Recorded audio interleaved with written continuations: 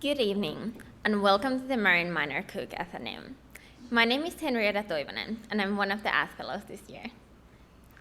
How is America seen abroad? As someone who was born and raised outside the United States, specifically in Finland, I have a personal answer to this question. My own response would be quite long, but the conclusion is reflected in the fact that I'm here at CMC and hope to stay in the country afterwards. But it is easy for me to have a very positive image of the United States, given that the country has collaborated with Europe in creating a common framework of welfare and security in the Western Hemisphere. But in many other regions of the world, the perceptions that people have of the United States have been shaped by very different dynamics. In today's world, America is struggling to communicate its values internationally and engage with the rest of the world through its culture. Our speaker tonight, Professor Martha Bayles, has focused on this challenge throughout her career. She currently teaches humanities at Boston College and is a visiting fellow at the Hudson Institute. She is also a widely published author, cultural critic, and contributor to the study of public diplomacy. As always, I must remind you that audio and visual recording is strictly prohibited. Please join me in welcoming Professor Bayles to the Athenaeum.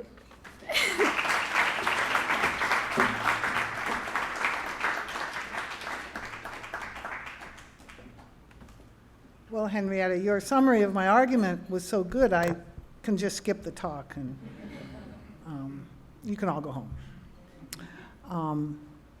It's really nice to be here. I don't think Henrietta mentioned this, but I am a former teacher at BC, and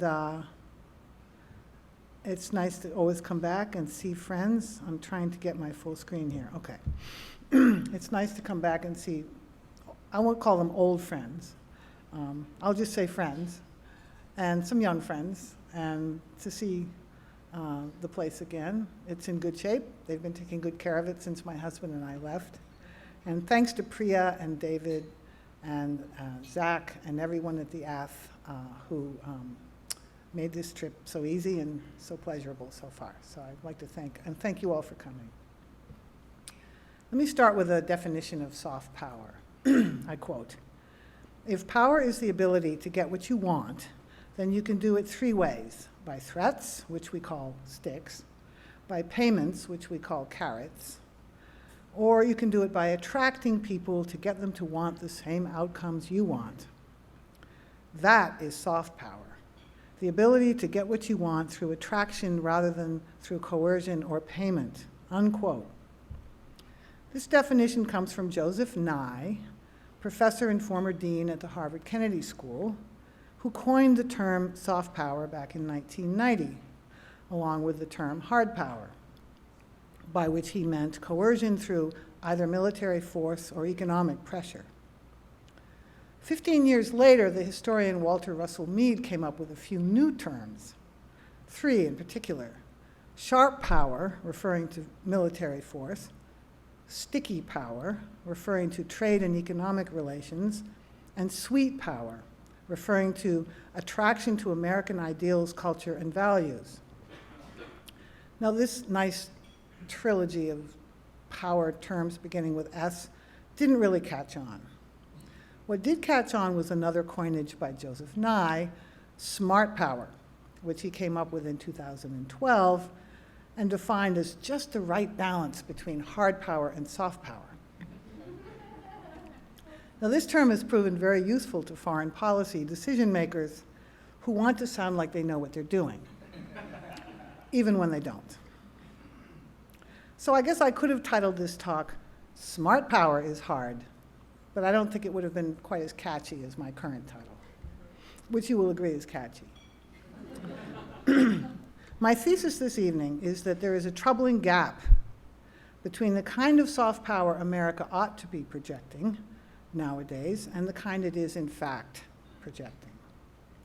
The soft power that we ought to be wielding is a distinctive ethos of hope for human flourishing under conditions of political liberty, tempered by a prudent awareness of limits, both material and, more important, human. The soft power America is in fact wielding is contemporary popular culture, which holds up a funhouse mirror image of America, or to update the reference slightly, a bad selfie, that magnifies the country's vices all out of proportion to its virtues. Now, Americans are amused or offended by this bad selfie, but we know how to adjust the picture. And so do many others who have lived in the United States or acquired enough media savvy to be able to tell the difference between the real America and the one that they see on their movie, TV, or computer screen. Unfortunately, that leaves hundreds of millions of people taking America's violent films, sex-obsessed TV shows, and deeply cynical take on American society and institutions as an accurate portrayal. This bad selfie distorts perceptions even in free countries, but in regions where people are barraged by anti-American propaganda, whether from violent jihadist groups or unfriendly authoritarian regimes, the same distorted perceptions can be a gift to America's enemies. Now, during the Cold War, Washington devoted considerable resources to soft power, funding an array of overseas activities. OpenStack circulating libraries, which was an American invention. Lecture tours, concerts, art exhibitions, Fulbrights and other educational exchanges, World's Fair-sized expositions, and radio and TV channels delivering accurate news and information to people in countries where the media were tightly censored and controlled. Now, this kind of soft power goes by the name public diplomacy, a term that is sometimes equated with propaganda. But this is unfair. It's unfair to equate the two. The people who crafted America's Cold War public diplomacy were familiar with the extreme propaganda that had come from Nazi Germany and was coming from the Soviet Union, and they knew the difference between outright lies and truthful efforts at persuasion. But then the Cold War ended, and during the 1990s, two things happened that changed the face of American soft power.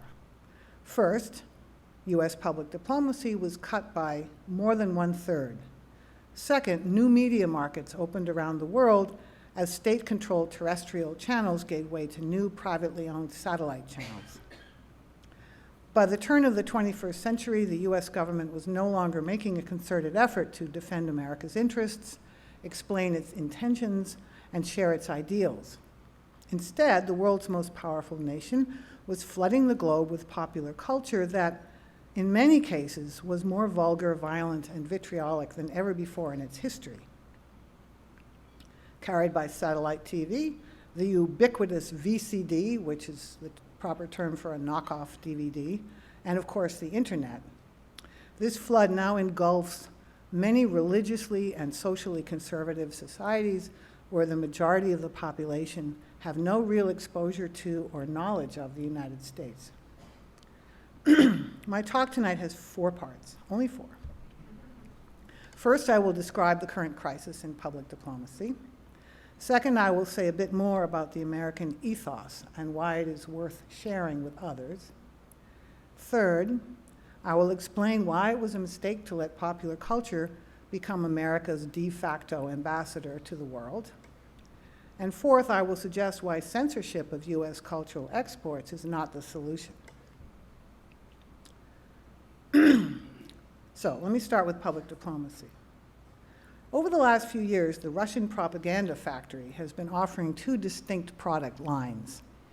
The first, created to justify the seizure of Crimea and military incursions into Ukraine and now Syria, is a replay of what Hitler called the big lie, a false historical narrative in which Mother Russia must defend herself against aggression by a decadent fascist West. Repeat a story often enough, the theory goes, and people will come to believe it. The second product line, created to deal with threats to the first, is the big confusion. Here, the idea is to fill people's heads with so many bizarre rumors, conspiracy theories, and paranoid fantasies that they stop believing anything. Russian propaganda has also gone global, thanks to a slick satellite TV channel called RT, for Russia Today, and a radio channel called Sputnik. Both broadcast and stream in English, German, French, Arabic, and Mandarin. Now, the Kremlin claims a huge viewership for these channels, but this too is a big lie. The claim is based on reach, which is a term referring to the number of people who receive the satellite signal, as opposed to actual viewership, which in many of the target regions is actually quite small. But this is no cause for complacency. The claim of huge audiences for RT and Sputnik, constantly repeated by Western journalists and pundits who ought to know better, has been fueling Western demands for some kind of counter-propaganda. This is unfortunate, because if the West has learned anything from the Cold War, it is that there is only one way to fight propaganda, and that is by doing what comes naturally to democratic societies where freedom of speech and press are sacrosanct. Gather the facts, articulate the principles at stake, and disseminate them both as forcefully as possible, even if some aspects of the story do not reflect well on you. This is called public diplomacy. Now, here in the audience this evening, we have Professor Nicholas Cull of University of Southern California, the author of A Definitive History of the U.S. Information Agency, or USIA, which conducted American public diplomacy between 1953 and 1999. As Professor Cull can tell you, the phrase public diplomacy was used many times before 1965, when it was put forth by Edward Gullion, then the dean of the Fletcher School, to describe the truth-based alternative to propaganda. Now, if you don't like the phrase truth-based, then we could call it falsehood-averse. Either way, the principle is the same. There was plenty of lying and spying during World War II and the Cold War. But these were also the first major conflicts in which governments used modern mass media, in particular radio and later television, to communicate with large populations in other countries. That is why, beginning as early as the 1930s, and Professor Cull tells me it's actually the 1920s, both Britain and America took the relative high road of refusing to spread big lies and blatant disinformation to large populations. And with occasional lapses, they continued to do so throughout the Cold War. So, compared with aggressive propaganda, this truth-based or falsehood-averse approach is decidedly asymmetrical. One American congressman recently referred to it as, it's like fighting with one hand tied behind your back. Yes, it is. But over the long term, it worked. But then when the Cold War ended, US public diplomacy began to look like a relic of the past. So between 1993 and 2001, funding for cultural and educational exchanges was cut by more than a third. Overseas, this meant closing American libraries and cultural centers that had long served as meeting places and, in some countries, free speech zones. Then in 1999, the US Information Agency was dismantled and its activities scattered throughout the State Department. Now, one senior official I know characterizes this decision as a case of bipartisan bad judgment. He's right, because contrary to certain predictions made at the time, the whole world did not rush to embrace a combination of market economics and liberal democracy. On the contrary, the 1990s saw the rise of a new kind of authoritarianism, as Lee Kuan Yew in Singapore, Deng Xiaoping in China, and later Vladimir Putin in Russia sought to liberalize their economies without liberalizing their political systems. Today, this new authoritarianism is increasingly corrupt and repressive in many places. But at the turn of the 21st century, the Singapore model, later known as the Chinese dream, they're not quite the same, was looking pretty good. Then came 9/11, and America's costly and controversial efforts to impose democracy by force on Afghanistan and Iraq. This use of hard power was accompanied by urgent calls for a new kind of soft power, able to counter the anti-democratic and anti-American ideologies of the new century. Now, these calls have not gone completely unanswered. I could name any number of smart, savvy people, Americans and foreign nationals, who are right now working very hard to push back against the well-oiled propaganda machines of Russia, China, and the murderous thugs of ISIS. These people know better than anyone that soft power is hard, meaning difficult. But that's not what gets them down. What gets them down is a lack of political support, a lack of public understanding, a lack of resources, and I might add, a lack of leadership. Truth-telling is a hard principle for any government to follow. Every political leader lies to some degree, but not to the same degree, and the difference is crucial. Today's authoritarians are trying to erase this difference by crushing every institution that is based on the idea that truth is something that exists independently of what is dictated by those in power. To meet this challenge, Americans need to do, well, at least two things. First, blue staters and red staters need to find some common ground when communicating with the rest of the world.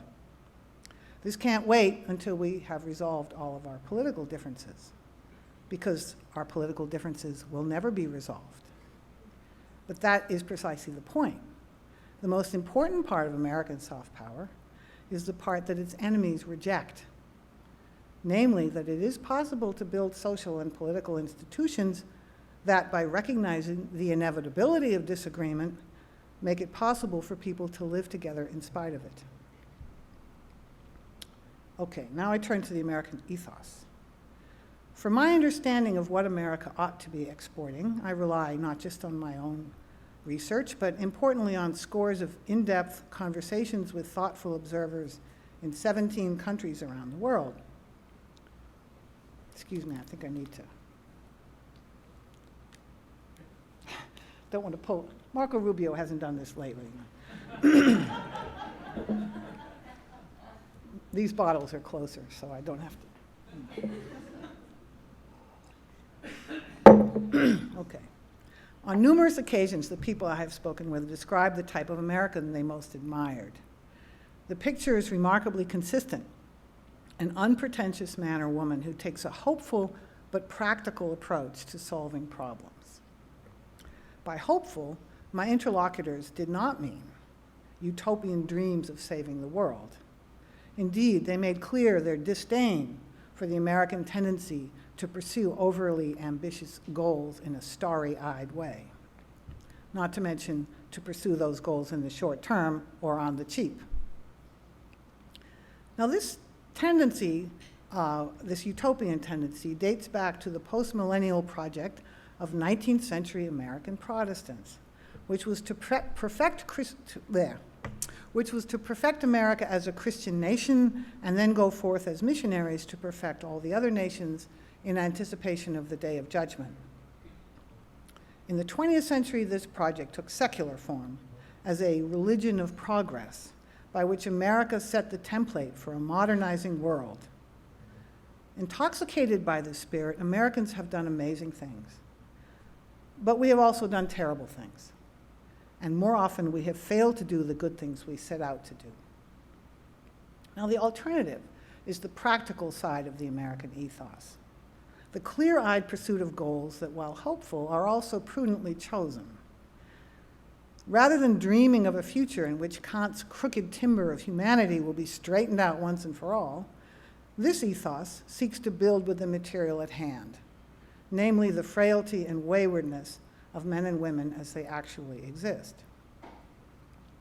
This ethos has a religious root, a philosophical root, and an economic root,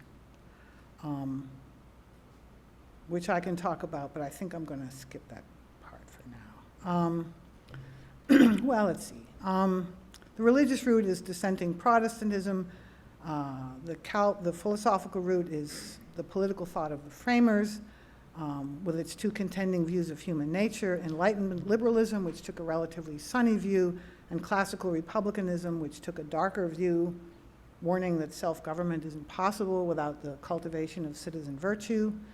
And the economic route is the defense of the free market by Adam Smith and other Scottish Enlightenment thinkers, which was never detached from a view of human nature that was pretty skeptical.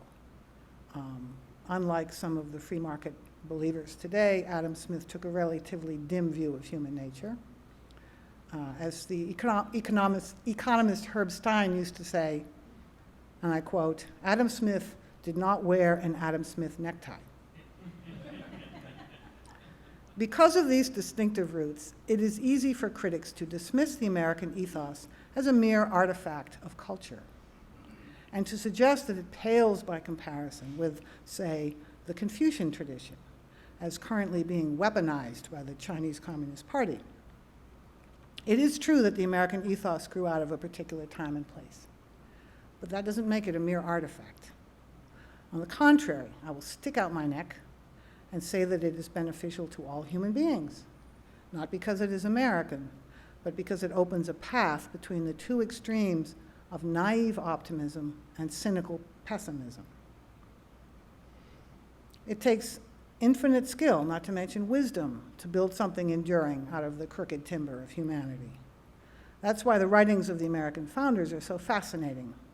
For all their love of liberty, they fully expected the house they were building, the US Constitution, to be pulled apart by the sheer perversity of human nature.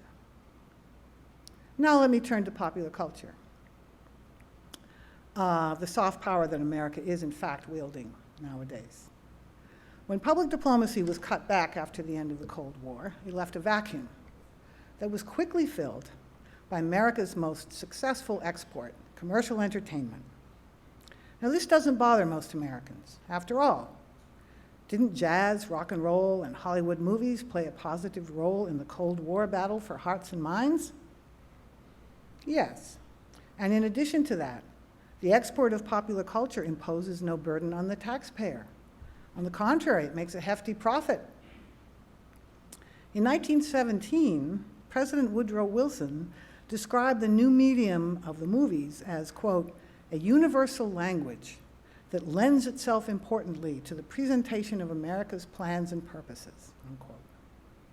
Ever since then, the export of American entertainment has been considered both good business and good public diplomacy. But is this still true? It's still good business. Between 1989 and 2010, foreign sales of US films and TV shows increased fourfold, from 3.6 billion to 14.2 billion. And somewhere there's a more recent figure on that, but I'm sure it's also continuing to increase now. But if the chief goal of soft power is to communicate the nation's most cherished values of freedom, representative government, and the rule of law, then this export is not doing so well. Now, what evidence do I have for this? Most global opinion surveys do not include questions about culture in any sense of the word. But the most comprehensive long-term poll to date, the Pew World Attitude Survey, which has been taken between 2007 and 2014, does include a couple of such questions, and they yield a mixed picture. On the one hand, Pew finds that in most countries, a majority of respondents say that they like US music, movies, and TV. The exceptions are Muslim-majority countries, Russia, and India, where people like America, they don't like our popular culture because they have their own. I'll get back to that in a minute. On the other hand, the same survey shows even bigger majorities agreeing with this statement. It's bad that American ideas and customs are spreading here. Why do people say that? The Pew researchers don't ask. But since very few people in the world have ever visited the United States or met an American, it seems likely that at least some of these negative responses are based on our ubiquitous popular culture. This likelihood is reinforced by more qualitative evidence. Just to cite one example, in early 2001, several months before 9/11, the State Department commissioned a follow-up study of 60 Mexicans brought to the US through the International Visitors Program. Here is the author's summary of what these visitors had to say about the difference between the Americans they met while here and those they had seen depicted in popular culture. People who, and I'm quoting from the report now, people who watch US television shows, attend Hollywood movies, and listen to pop music can't help but believe that we are a nation in which we have sex with strangers regularly, where we wander the streets well-armed and prepared to shoot our neighbors at any provocation, and where the lifestyle to which we aspire is one of rich, cocaine-snorting, decadent Sybarites. This is not an accurate description of the US, says the researcher, nor is it attractive to many people around the world. The Mexican visitors were very clear that their images of America, shaped by commercial media, were inaccurate and distorted and gave them a negative perception of the United States, unquote. Now, this is not true of all popular culture.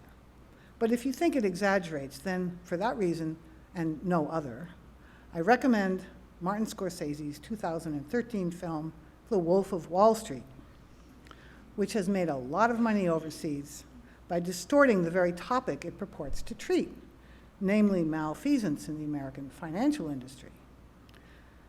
Now, the causes of the 2008 financial crisis include well-intentioned but ill-conceived government policies encouraging home ownership, a collective delusion that the real estate bubble would never burst, and overly complex and risky trading and financing practices that were nonetheless legal at the time. The petty scams of a Bush League player like Jordan Belfort had almost nothing to do with it. The Wolf of Wall Street also paints a ridiculously lurid picture of the ultra-rich. American plutocrats are not wallowing in drugs and hookers. They're running marathons and eating kale in an effort to prolong their lifespans. A more accurate portrayal of these people might be called the Whippet of Wall Street. Now, less obvious than this gross decadence, but potentially more worrying, is popular culture's breathtakingly cynical view of American civic life and institutions. Case in point, House of Cards, a slick production from Netflix which is captivating viewers around the world. Just to give you a flavor, at the end of season 2, after lying, cheating, and murdering his way into the vice presidency, the villainous Congressman Frank Underwood turns to the camera in the Shakespearean manner that was in the British production, which, by the way, is much better, and says, "One heartbeat away from the presidency, and not a single vote cast in my name. Democracy is so overrated." American democracy is in trouble these days, and Netflix has every right to portray that trouble in creepy conspiratorial colors that appeal to the popular imagination. But we should not mistake this portrait for the truth. Just as the real reasons for the 2008 financial crisis are missing from The Wolf of Wall Street, so too are the real reasons for political dysfunction now afflicting America, almost totally absent from House of Cards. But try telling that to viewers in China. Excipio, a watchdog group that tracks film piracy, reported recently that in the first 24 hours after the new season of House of Cards was released, it was illegally downloaded 682,000 times.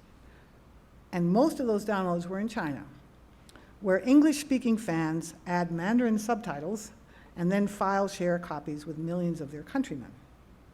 I can't vouch for their translations. We might ask, but isn't that a good thing? Last year, I sponsored a Chinese Fulbright scholar at Boston College, and I know what he would say if he were here. He'd say that even the most negative cultural exports are a double-edged sword, because while they may distort or exaggerate America's vices, they also show its greatest virtue, which is freedom. A lot of Americans make this argument. But consider, House of Cards is also available legally in China through the streaming service Sohu TV. Not only that, but in his recent state visit to the United States, President Xi Jinping, don't correct my pronunciation, made a point of referencing the show in a speech he gave to American business leaders in Seattle. The context was President Xi's defense of the current party crackdown on corruption, which many have interpreted as having the ulterior motive of eliminating some of his political rivals. Not true, he insisted with a sly smile. The anti-corruption campaign, quote, has nothing to do with a power struggle. In this case, there is no house of cards. Now, the audience ate this up, no doubt because they want to believe that even the president of China is being seduced by America. Well, I beg to differ. And so does Bill Bishop, editor of the influential newsletter Cynicism. As corrupt as DC may now be, he writes, it's not nearly as bad as House of Cards depicts it. Bishop then expresses the same concern that I have been expressing, namely that some of America's most popular cultural exports paint a picture of its institutions that is a gift to its enemies. Millions of Chinese, he warns, may come away from House of Cards thinking that US politics are not that much cleaner than those systems closer to home, unquote. Well, I just spent the summer researching media and politics in 10 different countries, including Nigeria, Macedonia, China, and Cambodia. And I can assure you, they're worse. Bad as things are in America right now, there is still a difference between our system and a full-blown kleptocracy. Finally, I want to talk a little bit about censorship. If America's cultural exports are such a dubious form of soft power, then why not advocate government censorship? That is not my position, for reasons both practical and principled. One practical reason is that such a policy would have zero political traction in this country. Between 80 and 90% of the American public opposes censorship in any form, even by the entertainment industry itself. Another is the extreme difficulty of censoring the internet. Even if America were to summon the political will to crack down on certain exports, doing so would prove incredibly costly, both in terms of dollars and in terms of the threat that it would pose to our cherished freedoms. Nonetheless, it is worth noting that most of humanity does not share the extreme aversion to censorship that is now prevalent in the West. For example, a young Bollywood actor I interviewed in Mumbai, stylishly dressed and sporting a very Hollywood 5 o'clock shadow, told me he was glad that the Indian Film Classification Board prevented the release of American horror movies. As he put it, filtering is needed. This in India, where most people support a free press and free political speech. But Indians distinguish between those political freedoms and the kind of freedom that relishes graphic depictions of sex and violence. These are still considered a threat to public morality in India, although Bollywood is changing very quickly now under the influence of Hollywood, and also the changing demographics of its audience. There was a time when Americans and Europeans made a similar distinction between political censorship and moral censorship, but no longer. Today, many in the West dismiss as retrograde the idea that political speech is somehow more deserving of protection than shocking or obscene speech. This distinction is still important in many other societies, however, including the new authoritarian regimes that I've been mentioning. Now, this presents a serious challenge to the West, because moral censorship, which seeks to uphold widely held norms of decency and propriety, is in many countries undertaken with considerable public support. This is less true of political censorship, which seeks to stifle speech and expression by critics of a given regime. That is inherently less popular. Knowing this, today's authoritarian governments use moral censorship as a cover for the suppression of political speech. Now, in terms of American soft power, the best response to this stratagem would be to demonstrate respect for the moral concerns of foreign publics, while at the same time staunchly defending their right to free political speech. But this is not likely to happen without some serious soul-searching on the part of Hollywood and Washington, but I'm going to focus on Hollywood right now. There was a brief glimmer of this last winter when Sony Pictures canceled the wide release of The Interview, an incredibly crude film about two hapless Americans assassinating North Korean ruler Kim Jong-un. Billed as a satire, The Interview is in fact 1 part satire to 10 parts sight gags about vomit, diarrhea, rectums, boners, death by poison, death by automatic weapons, severed fingers spurting arterial blood, and for a finale, a foreign dictator's face melting off before his body is incinerated. Now, the soul searching in Hollywood was not focused on that stuff, which is standard fare in what passes for comedy these days. No, it was focused on the ever so shocking prospect that by caving into the North Korean threat, Sony Pictures was, in the words of George Clooney, quote, letting an actual country decide what content we're going to have, unquote. Well, this is rather shocking. But consider, the American film industry is already busy altering scripts, changing casting decisions, and editing final product to suit not its own government, but the government in an actual country, China. Consider, until the Sony hacking, most of the East Asian bad guys in Hollywood movies have been North Korean. This is because, as a friend of mine who works in the industry puts it, there are only 25 million people in North Korea, and they don't buy movie tickets. The obvious contrast is with China, with almost 1.4 billion people who buy a lot of movie tickets. At the moment, China is far from being Hollywood's most lucrative market overseas. Indeed, it's 5th on the list after the UK, Japan, Russia, and South Korea.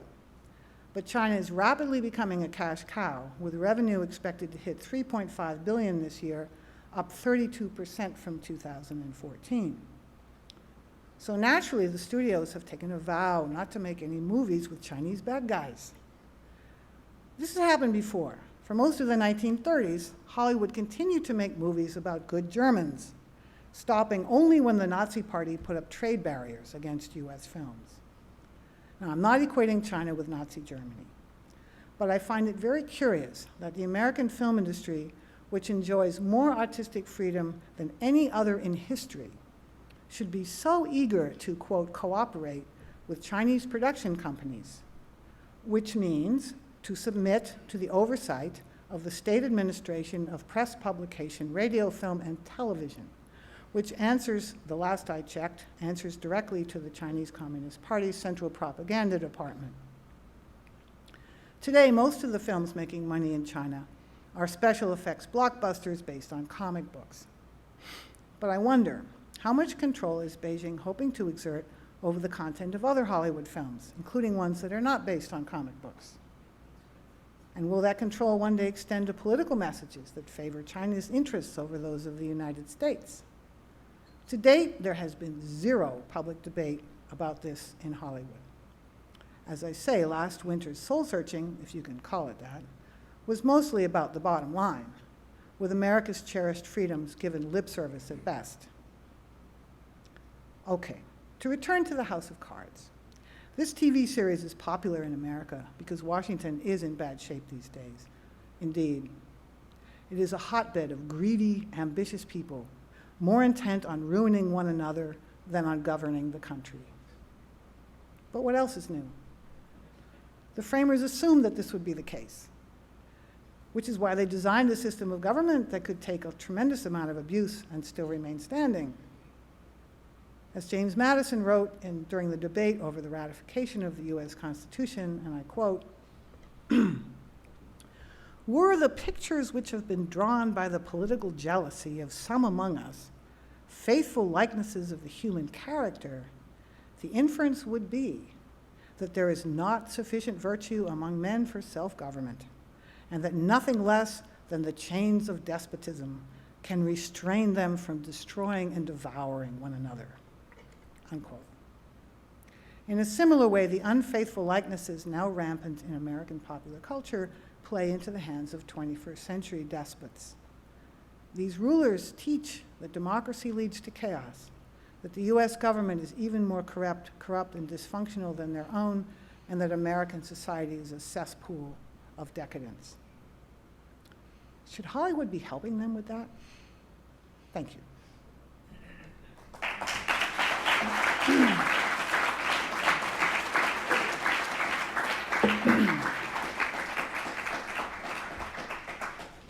We now have time for questions. If you have a question, please raise your hand and allow Henrietta or I to come to you with a microphone. As always, priority will go to students.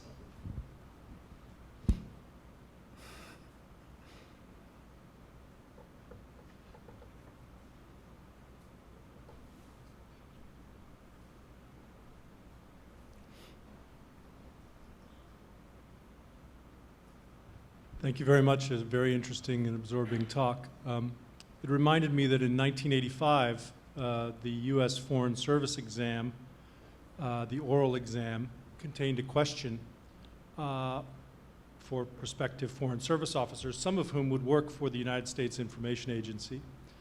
What 5 films would you pick to show to foreigners on behalf of the U.S. government, and why? And it was a difficult question in 1985. Mm-hmm. I think it's probably gotten a lot more difficult since then. But of course, Hollywood would respond that they are responding to demand, that this is what people want. And so how do we get to a culture that can broadcast itself in a way that is productive for American interests when one of the problems that I don't think your talk really directly addressed is that increasingly Americans believe a lot of the incorrect, overly cynical things about our own society that are being produced in these movies and television shows. That's a very tough question. You know, I'm on record as being both an admirer and a critic of American popular culture. I much prefer to write about things I like, actually. But I've spent a fair amount of time writing about the things I don't like. And this book grows out of that, but rather than put too many of my own opinions in the book, I went on these journeys and talked to people overseas and discovered things I hadn't thought of. That's a very tough question. I think as a political issue, the content of popular culture is dead.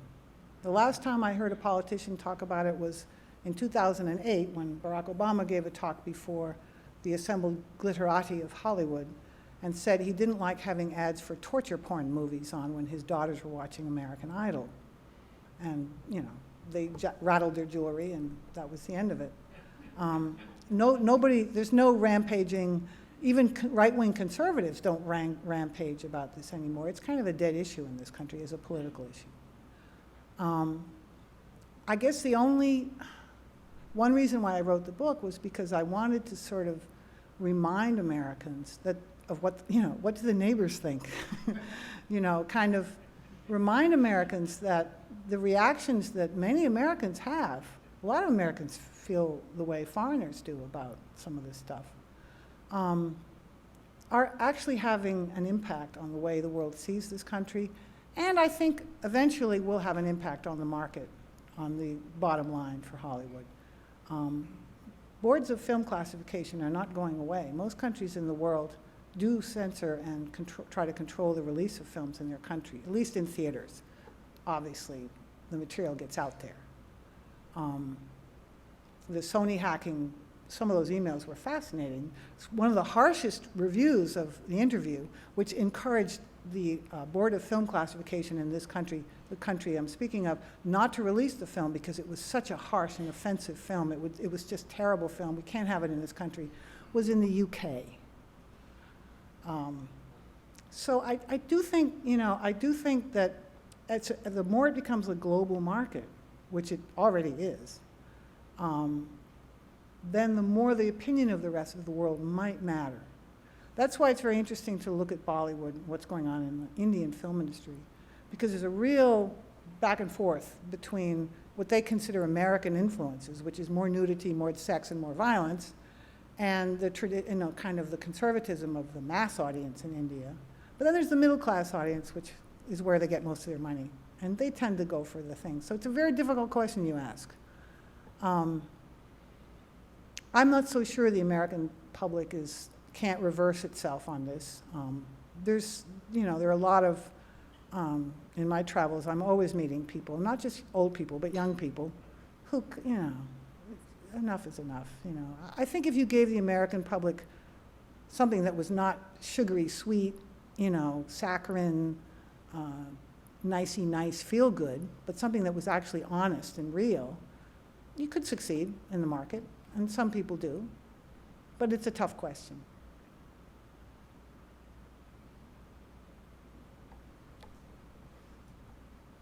Thank you so much for coming and speaking with us tonight. When you discussed the end of the information agency, you described it as being sort of having their roles scattered throughout the State Department. And I was wondering if you could speak to how sort of institutionally decentralizing that focus affected the mission of U.S. public policy and diplomacy. Ask him.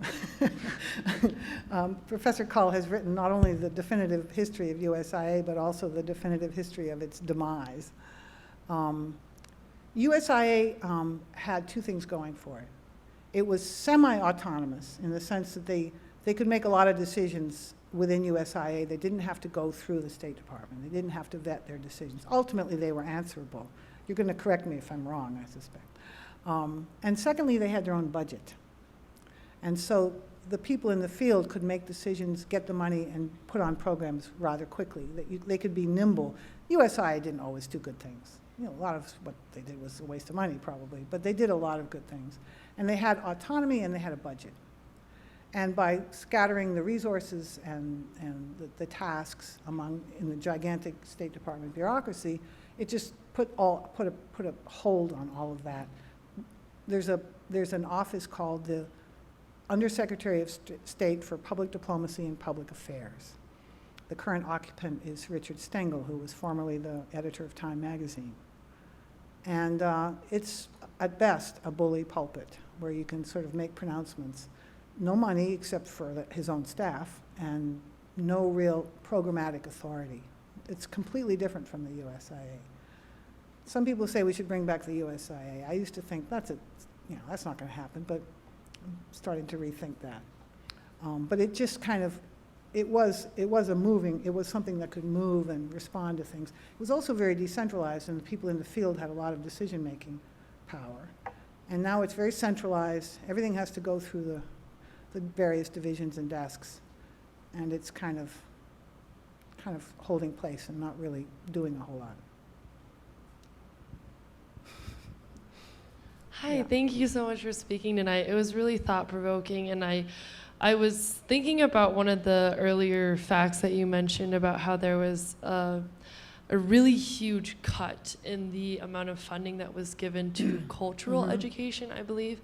And I was just wondering if you had any thoughts on any other ways that we could change the perception of America besides social media. Cultural education used to be a way that we were able to do that in a very structured and organized way, and now that we don't really have the political incentive to do that, what other means are there besides American media and so all the cultural exposure that we have? Well, I would never say that educational exchange was not, it's quite large now. There are about 800,000 students in the United States this year from China alone, and the second largest number is from India. There's a lot of educational exchange in the sense of foreign students coming here to study, but if you read up on this, you find out there's a lot of question about what they're, how they got here, how well prepared they are, what type of experience they're having here.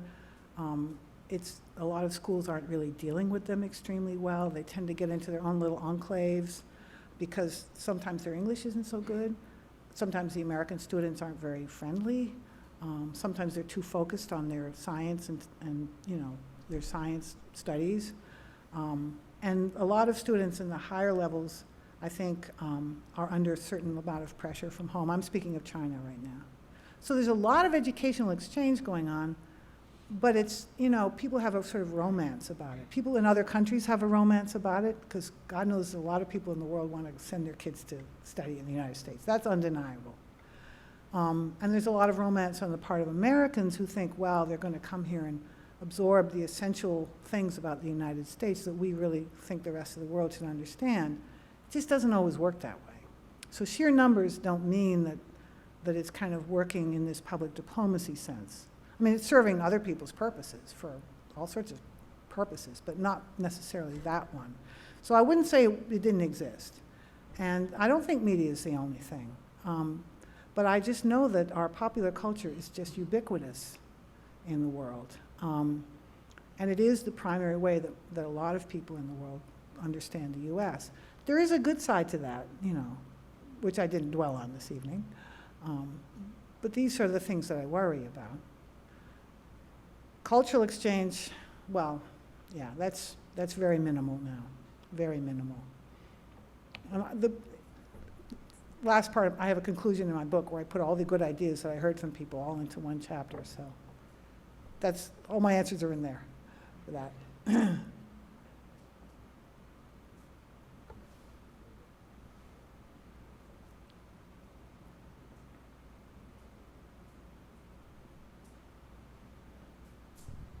Yeah, your talk was obviously very thought-provoking, and I was wondering if you thought that the U.S. was guilty of unfairly judging other countries by their popular culture. Like, do you think the U.S. forms certain prejudices against Japan due to anime and manga? Due to? Anime and manga. It seems likely to me, but Yeah. Oh, yes. Mm-hmm. The U.S. entertainment industry is not known for its rounded depictions of people from other countries. I'll put it that way. Yeah. On the other hand, of all the pressures on Hollywood of all the soul searching that Hollywood does do, I'd say chief among them was this idea that we're presenting stereotypes of other countries or of other cultural, you know, people from other cultures. Yeah. Because there's a history of that in Hollywood. Yes. There's a history of worrying about how you're depicting women. There's a history of how you're depicting African Americans or Hispanics. And so now there's a sort of concern, in particular with the Muslim world, how you're depicting, you know, Arabs, Muslims, other people from other countries. And this plays into the interaction with China, is, you know, we don't want to stereotype the Chinese. And the Chinese say, yes, you're going to portray us this way and this way and this way. Well, we will do that because we don't want to stereotype. So that is something Hollywood understands, which doesn't mean they do a great job. Yeah. But I'm not sure that offends other people quite as much as, I mean, it is a concern. But my concern is more about the way Hollywood stereotypes Americans, to be honest with you. Yes. Hi, thank you for your talk tonight. You're welcome. I remember hearing that there was legislation sometime, I want to say in the 80s, talking about, or that basically made it allowable for, for children to be advertised to specifically as a target audience. Was there some analogous situation that sort of allowed sort of Hollywood to gain so much more liberty in terms of its content?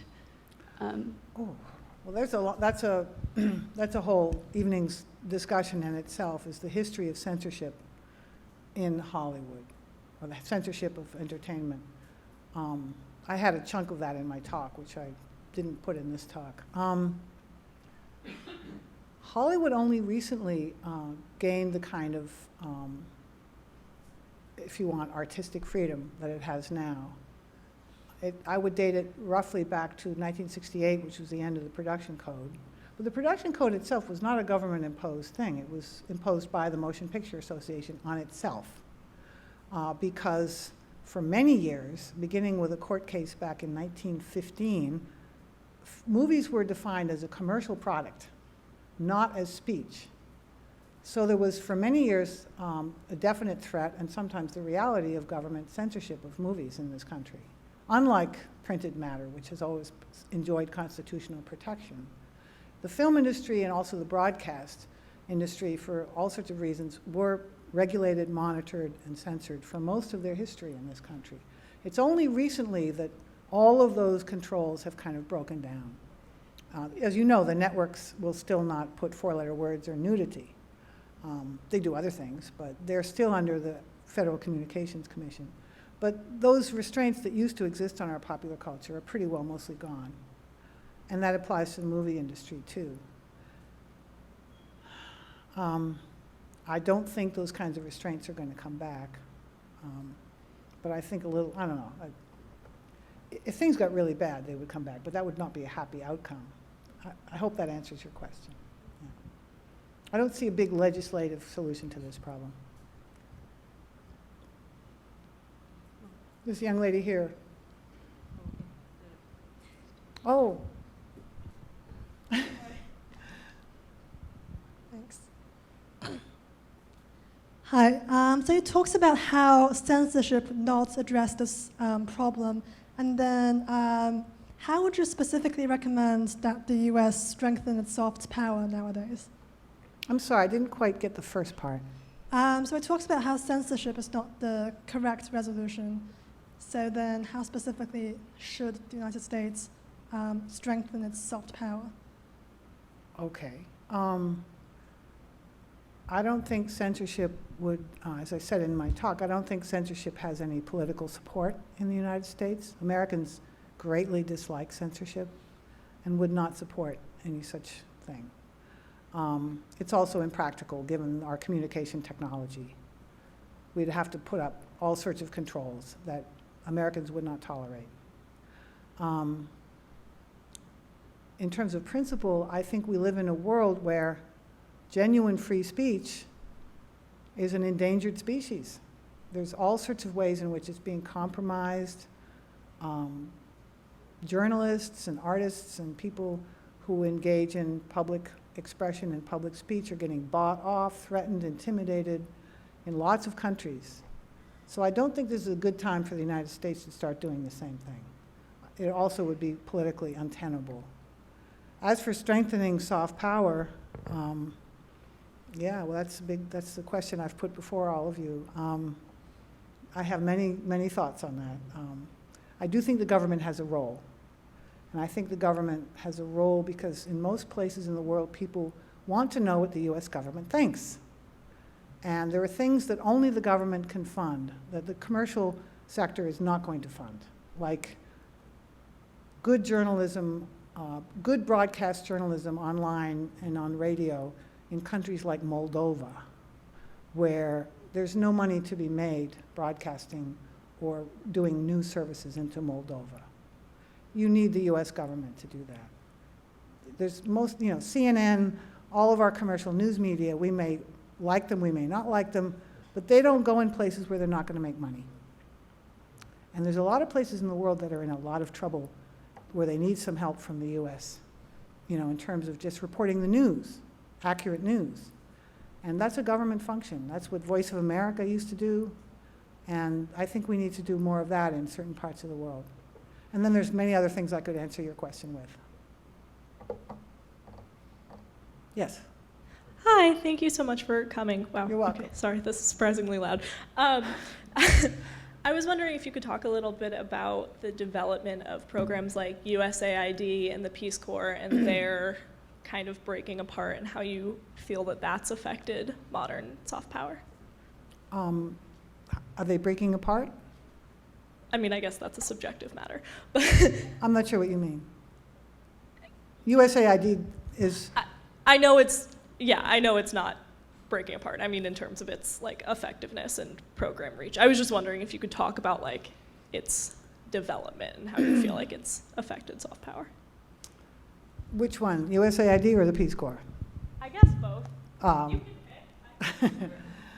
Well, my understanding of USAID is that it funds non-governmental NGOs, or what do they call them? GONGOs, government-operated non-governmental organizations. I just read an article today about PONGOs. What are PONGOs? PONGOs are when you have an NGO that's actually operated by the government.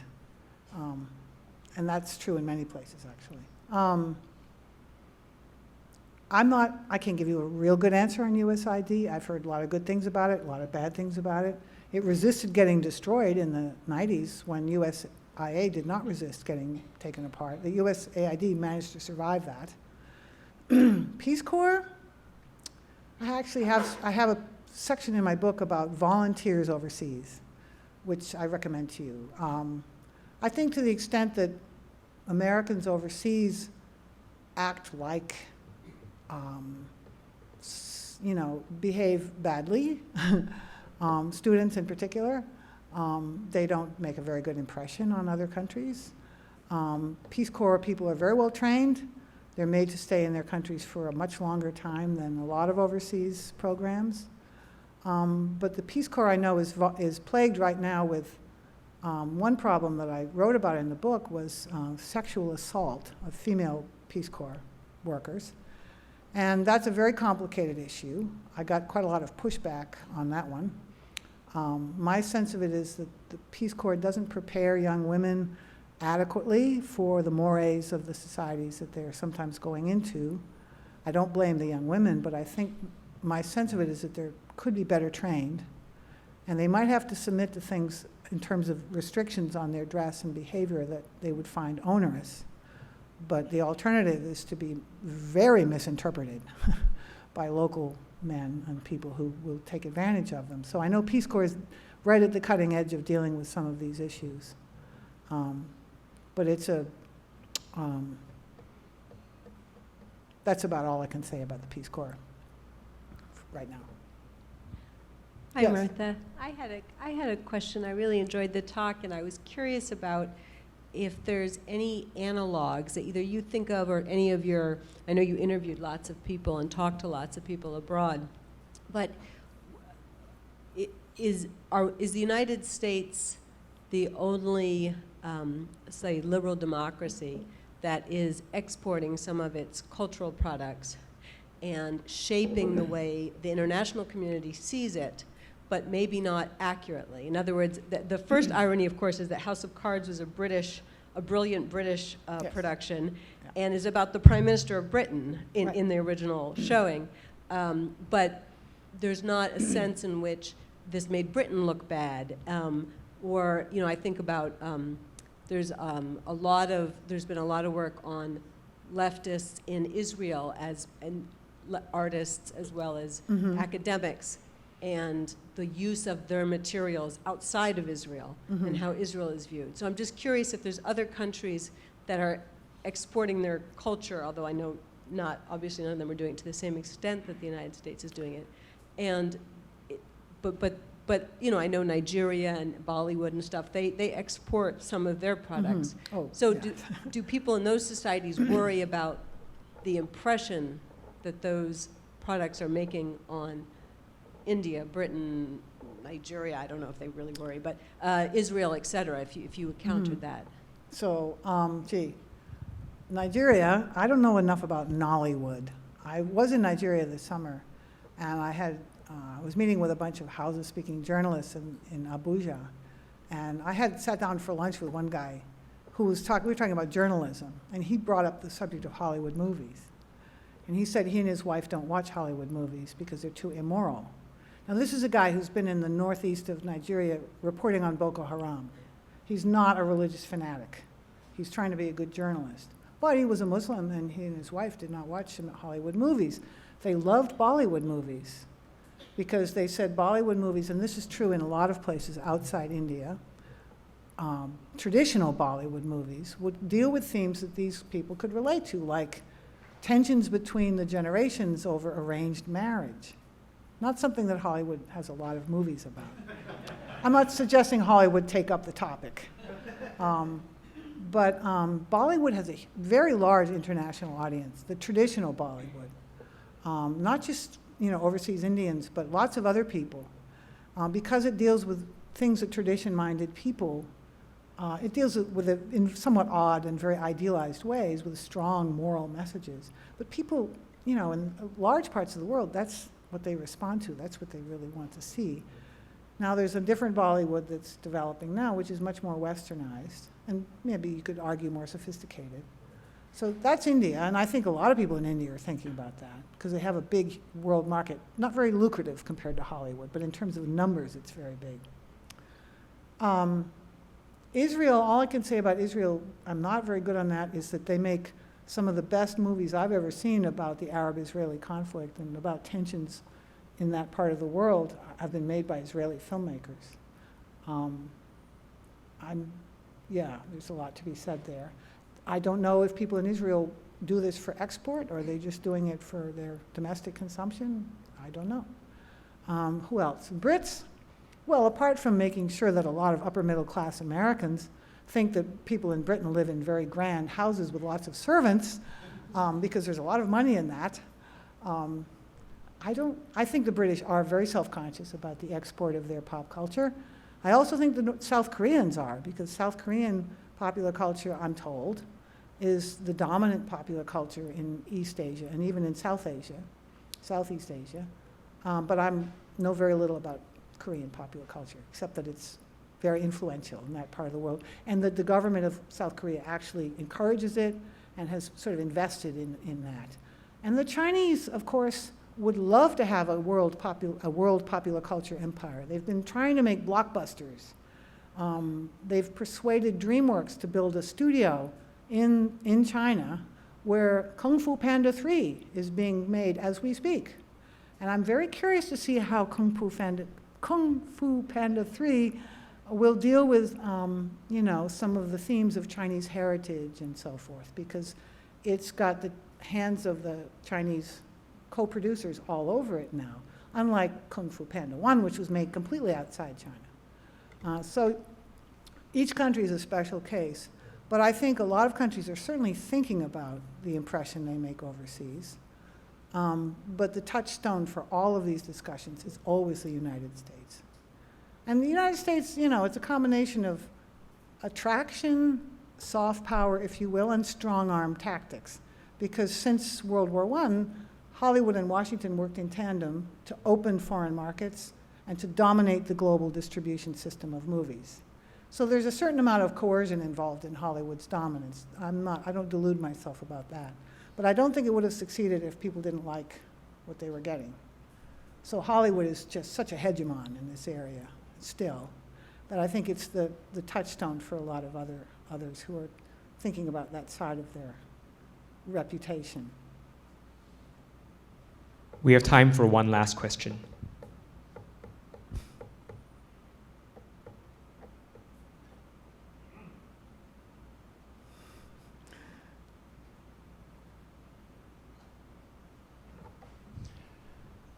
Martha, this might be difficult or even unanswerable, but maybe you've thought about it. I expect no less from you. You're welcome. If you had to judge the quality of Hollywood movies under the code versus the quality of Hollywood product since the code, which do you find one superior to the other, or in what ways? I think it's unanswerable, but then I'll go ahead and answer it. There's a series of trade-offs. I mean, I think technically, in terms of just pure movie making, not necessarily all the special effects, but just pure the arts of movie making, Hollywood is just in a golden time. I mean, they're just so good at that. They are the envy of the world in many ways. For example, French films now are extremely well made. And I think the French have learned, the French have always been good at making films, but they've gone Hollywood in the sense that technically they've picked up a lot from Hollywood while preserving, of course, a lot of their own values. And I think French films are among the most beautiful films to look at that I've seen in recent years. Indian film industry has learned a huge amount technically from Hollywood. So technically, Hollywood is supreme right now, never mind all the special effects. And I think the artistic freedom that I spoke of has been very important, because a lot of tremendous things could not have been made under the production code. There were wonderful movies made under the production code, for sure. And some of this is just the natural evolution of the art form and of the technology. I think so much has changed. The culture has changed, and the marketing and the way people consume films has changed so drastically, it's almost impossible to compare the two. It's just a different business altogether. I would not say one was better than the other. I think that would be way too simplistic. Please join me in thanking Professor Martha Bayles.